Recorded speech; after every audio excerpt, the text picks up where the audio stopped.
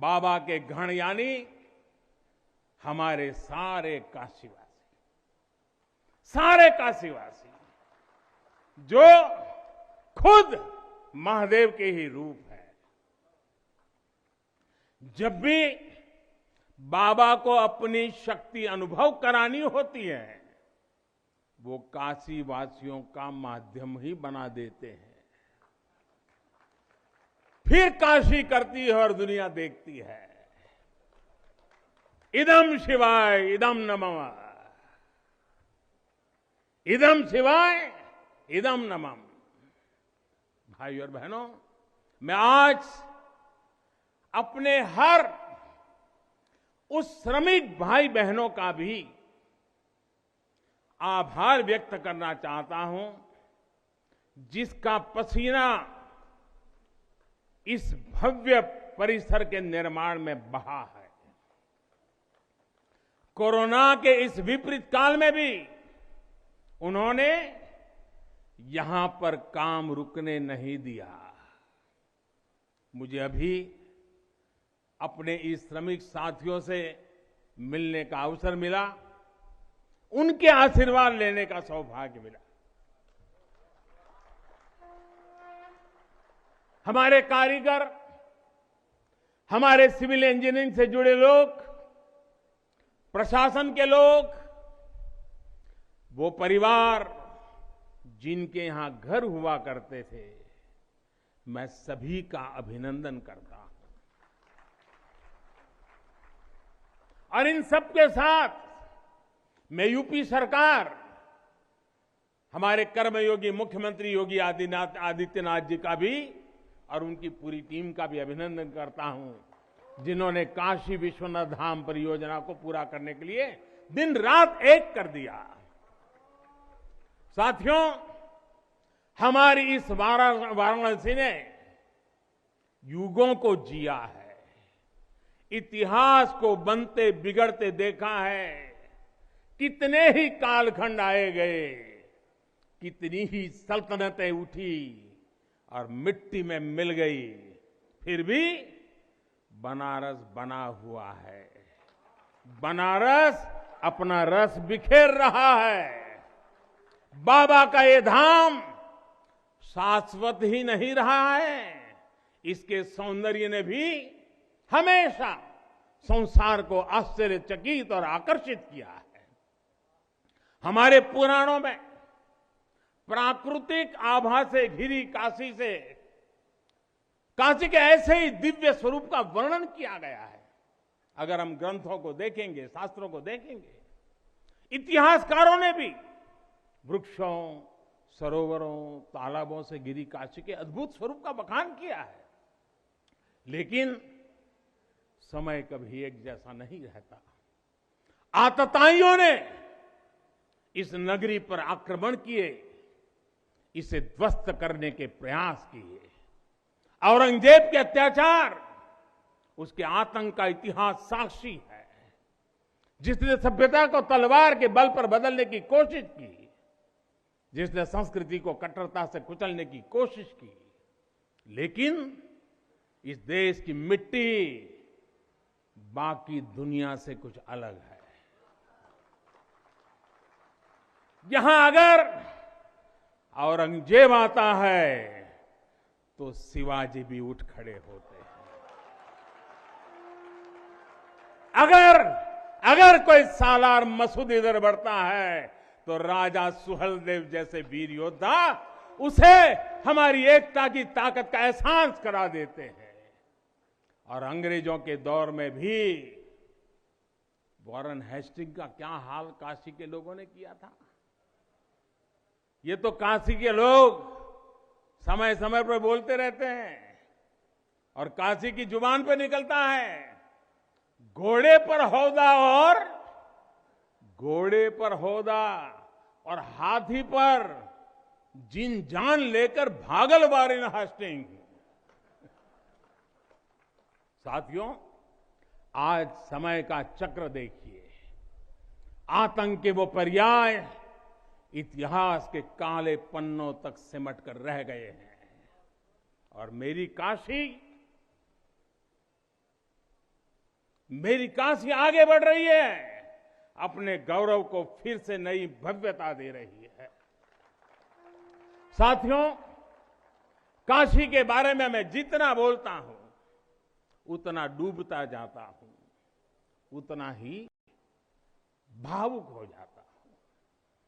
काशी शब्दों का विषय नहीं है, काशी संवेदनाओं की सृष्टि है।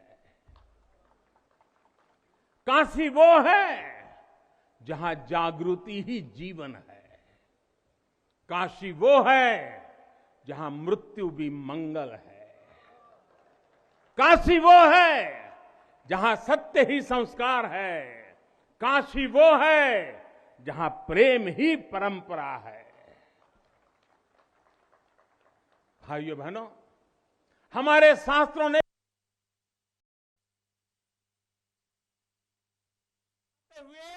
आखिर में क्या कहा? नेति नेति ही कहा है। यानी जो कहा उतना ही नहीं है, उससे भी आगे कितना कुछ है।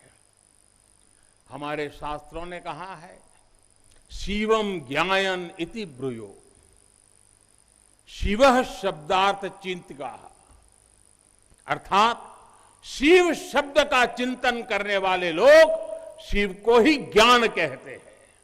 इसलिए ये काशी शिवमयी है, ये काशी ज्ञानमयी है। और इसलिए ज्ञान, शोध, अनुसंधान ये काशी और भारत के लिए स्वाभाविक निष्ठा रहे हैं।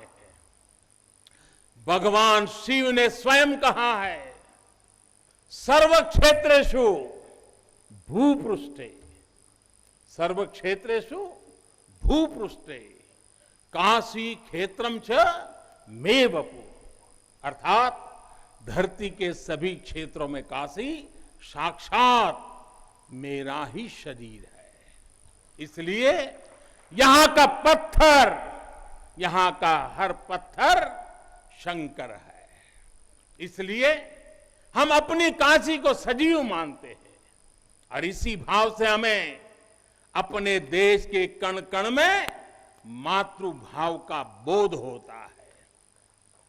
हमारे शास्त्रों का वाक्य है, दृश्यते स्वर्ग सर्वे है, काश्यम विश्वेश्वर तथा, यानी काशी में सर्वत्र हर जीव में भगवान विश्वेश्वर के ही दर्शन होते हैं। इसलिए काशी जीवत्व को सीधे शिवत्व से जोड़ती है। हमारे ऋषियों ने भी कहा है, विश्वेश्वरम शरणम समय बुद्धि प्रदास्यति, अर्थात भगवान विश्वेश्वर की शरण में आने पर समबुद्धि व्याप्त हो जाती है। बनारस वो नगर है जहां से जगत गुरु शंकराचार्य को श्री डोम राजा की पवित्रता से प्रेरणा मिली। उन्होंने देश को एकता के सूत्र में बांधने का संकल्प लिया। ये वो जगह है जहां भगवान शंकर की प्रेरणा से गोस्वामी तुलसीदास जी ने रामचरितमानस जैसी अलौकिक रचना की। यहीं की धरती सारनाथ में भगवान बुद्ध का बोध संसार के लिए प्रकट हुआ। समाज सुधार के लिए कबीरदास जैसे मनीषी यहां प्रकट हुए। समाज को जोड़ने की जरूरत थी तो संत रविदास जी की भक्ति की शक्ति का केंद्र भी ये काशी बनी। ये काशी अहिंसा और तप की प्रतिमूर्ति 4 जैन तीर्थंकरों की धरती है। राजा हरिश्चंद्र की सत्यनिष्ठा से लेकर वल्लभाचार्य और रामानंद जी के ज्ञान तक, चैतन्य महाप्रभु और समर्थ गुरु रामदास के से लेकर स्वामी विवेकानंद और मदन मोहन मालवीय तक कितने ही ऋषियों और आचार्यों का संबंध काशी की पवित्र धरती से रहा है।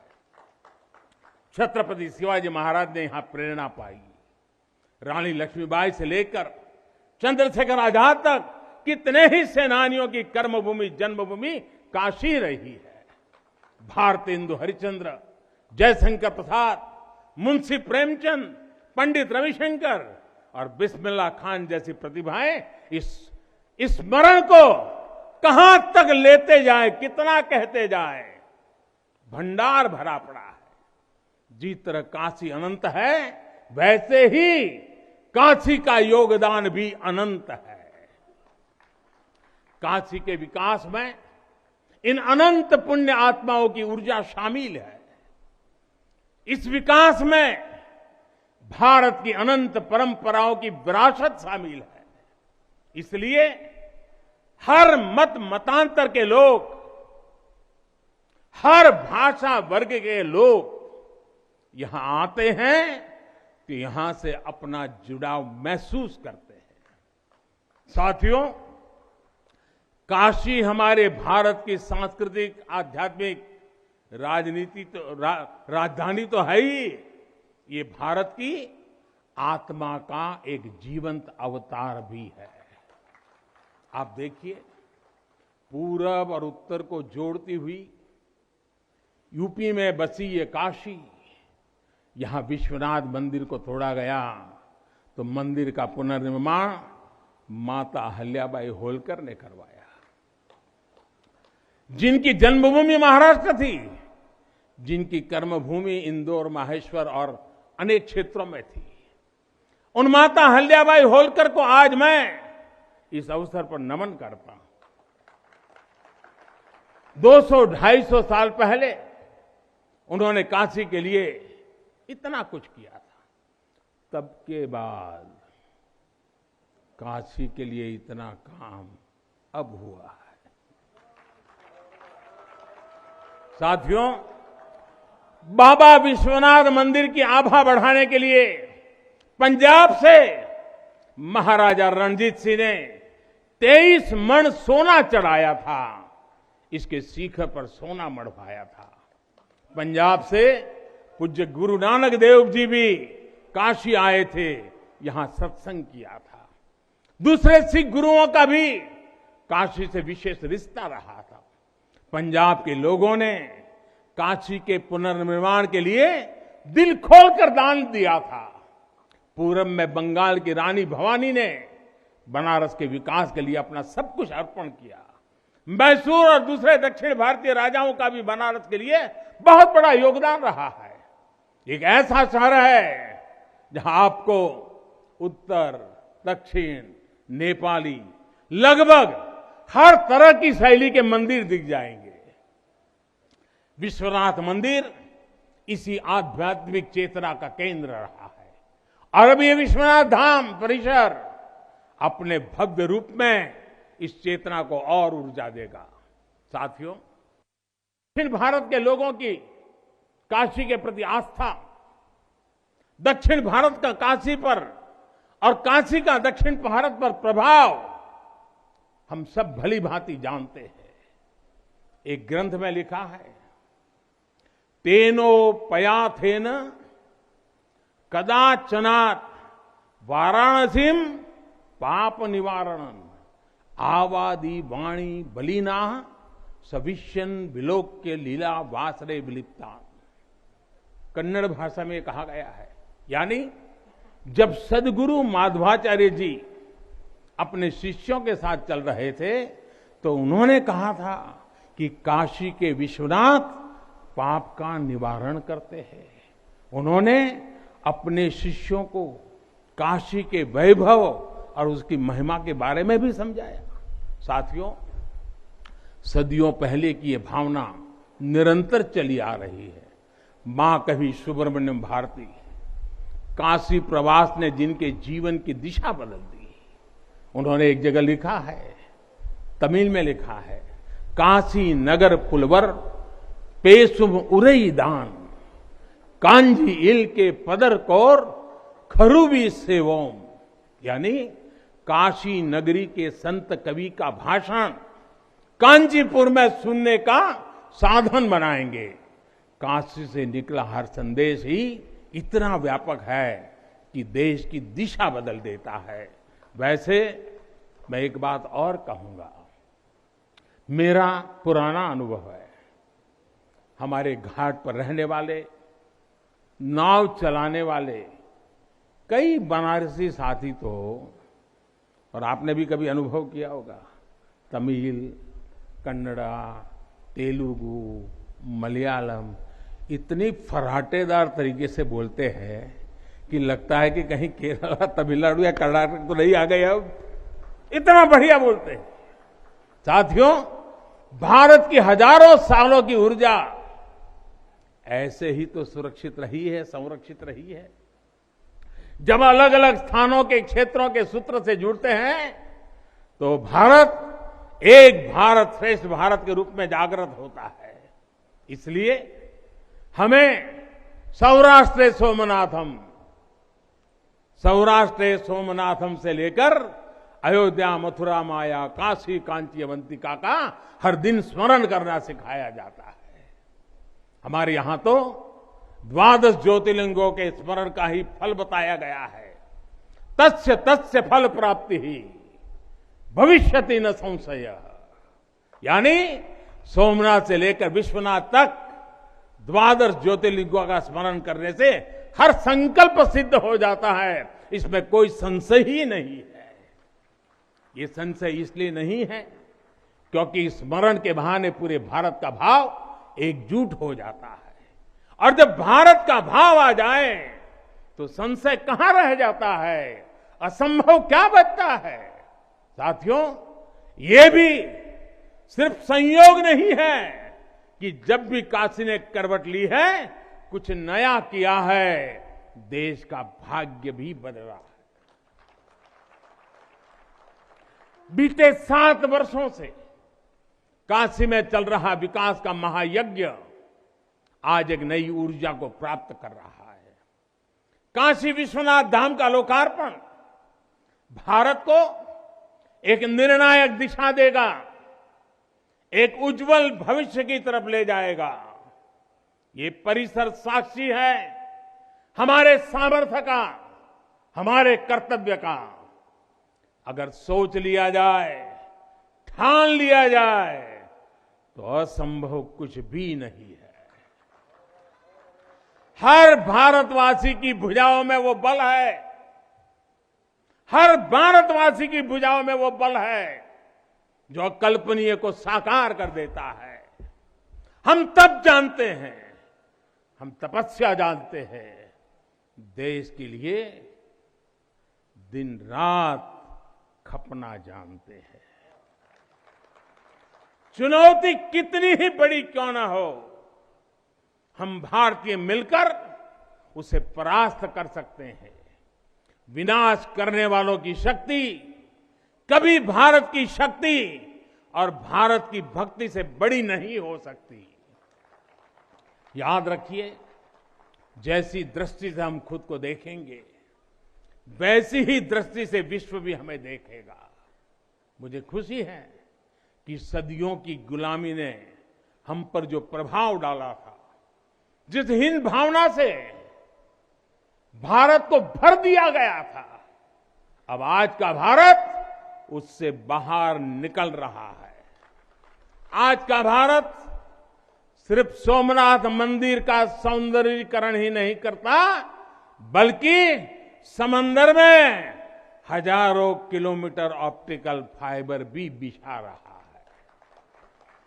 आज का भारत सिर्फ बाबा केदारनाथ मंदिर का जीर्णोद्धार ही नहीं कर रहा, बल्कि अपने दमखम पर अंतरिक्ष में भारतीयों को भेजने की तैयारी में जुटा है। आज का भारत सिर्फ अयोध्या में प्रभु श्री राम का मंदिर ही नहीं बना रहा, बल्कि देश के हर जिले में मेडिकल कॉलेज भी बना रहा है। आज का भारत सिर्फ बाबा विश्वनाथ धाम को भव्य रूप ही नहीं दे रहा, बल्कि गरीब के लिए करोड़ों पक्के घर भी बना रहा है। साथियों, नए भारत में अपनी संस्कृति का गर्व भी है और अपने सामर्थ्य पर उतना ही भरोसा भी है। नए भारत में विरासत भी है और विकास भी है। आप देखिए, अयोध्या से जनकपुर आना जाना आसान बनाने के लिए राम जन्म की मार्ग का निर्माण हो रहा है। आज भगवान राम से जुड़े स्थानों को रामायण सर्किट से जोड़ा जा रहा है और साथ ही रामायण ट्रेन चलाई जा रही है। बुद्ध सर्किट पर ही काम हो रहा है तो साथ ही कुशीनगर में इंटरनेशनल एयरपोर्ट भी बनाया गया है। करतारपुर साहिब कॉरिडोर का निर्माण किया गया है तो वहीं हेमकुंड साहिब जी के दर्शन आसान बनाने के लिए रोपवे बनाने की भी तैयारी है। उत्तराखंड में 4 धाम सड़क महापरियोजना पर भी तेजी से काम जारी है। भगवान विट्ठल के करोड़ों भक्तों के आशीर्वाद से श्री संत ज्ञानेश्वर महाराज पालकी मार्ग और संत तुकाराम महाराज पालकी मार्ग का भी काम अभी कुछ हफ्ते पहले शुरू हो चुका है।